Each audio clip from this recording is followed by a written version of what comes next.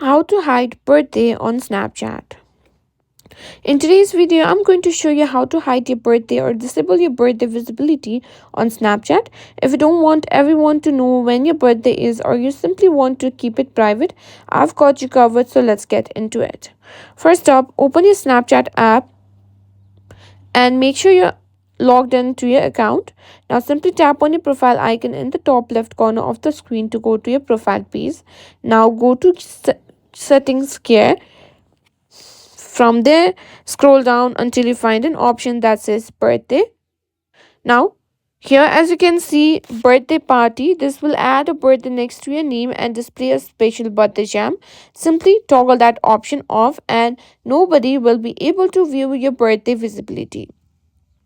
And that's it. That's how you can simply choose to hide your birthday or set to be visible only to the people you choose on Snapchat.